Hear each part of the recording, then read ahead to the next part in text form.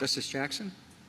So I guess I'm trying to figure out, looking at all the other provisions in this statute, what is the core constitutional application of this? I mean, you sort of responded to Justice Kagan's question in saying that if we can identify that and we understand that it's there, that would be a reason not to strike it down. But I am struggling, especially, for example, with a part of 1324 here that is, small division 5(2), that itself has an aiding or abetting piece to it. So it sounds like Congress was covering aiding and abetting to some extent in another part of this same statute. So if we read this one to be aiding and abetting too, what is it really covering? It's a different kind of aiding and abetting. So the Romanet 5 aiding and abetting is aiding and abetting violations of the preceding clauses of 1324A1A. So aiding and abetting bringing someone to the border in violation of Clause 1, or harboring or transporting someone within the country in violation of Clauses 2 or 3.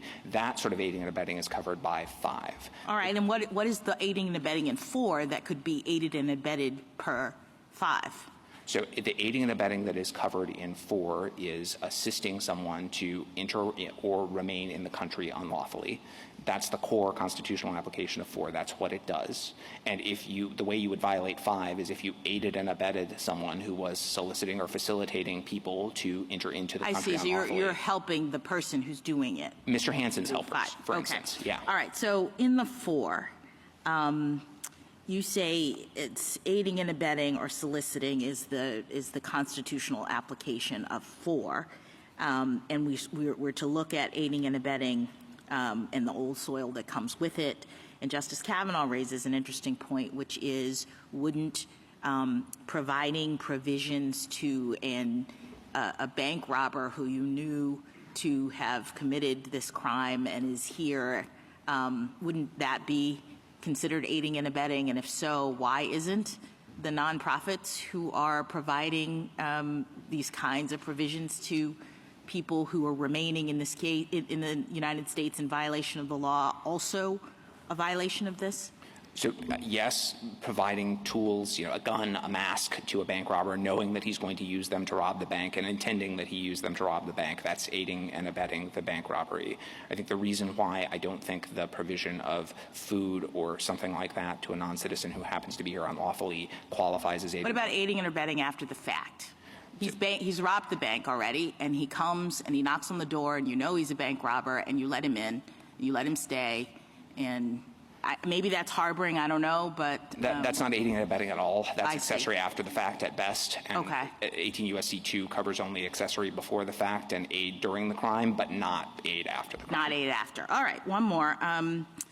The point that Justice Alito brought up with the civil violation, are you asking us to decide that here, or could the Ninth Circuit be tasked with looking into that when we return the case, if we return the case?